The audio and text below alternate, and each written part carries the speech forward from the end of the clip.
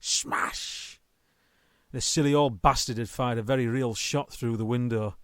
It was a mile off the mark, and had been a clear shot. Clearly he didn't have the bollocks to see it through. I caught a glimpse of his manic expression, his eyes turning the colour of brake lights. A fat old fella of about 50, and in need of a shave and a new set of teeth.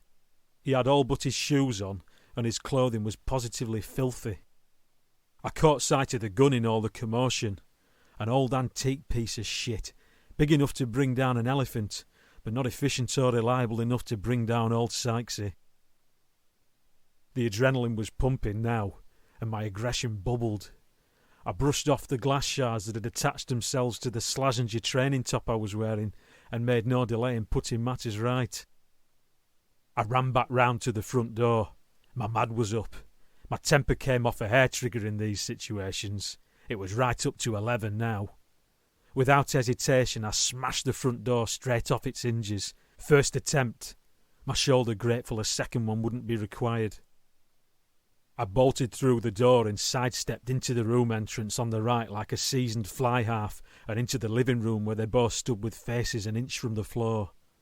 The old man was too frightened now to even hold up the gun, not that it would have deterred me at this point.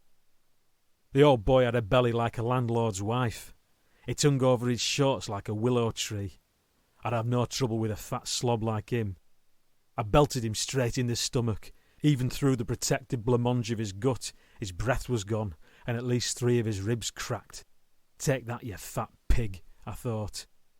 This guy had got himself stuck in the groove of deceit, and he needed it knocking out of him, and now I'd got his attention. Fair play to him. As I stood back to admire my handiwork, he gritted his teeth and came forward throwing punches, though with all the speed, precision and economy of a Sheffield steel lawnmower. I gave him a hard left, knocking him the full length of the room. Not out cold, but such that he didn't have a fucking clue where he was. The left side of his face a crimson mask. He'd play ball now. I turned around and gave the old dear a nasty backhander. The natural reaction of any sane thinking fella in such a predicament, I thought. With that she burst into a maniacal shriek, a lunatic witch doctor who'd just found the formula. The look on her face told me it wasn't the first time she'd had a slap. She'd probably taken one off the old man at some point. In fact, I'm sure her eyes had lit up momentarily when I laid into him with that left hook. She glared at me for a moment, then yelled, "You horrible pig-ugly bastard!" That may be the case, but I wasn't the one taking liberties with my friends.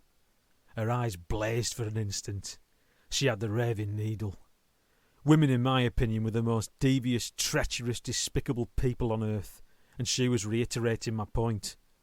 Women these days had got 'em far too cocky. They'd been conditioned by birth pills, I thought. Crash!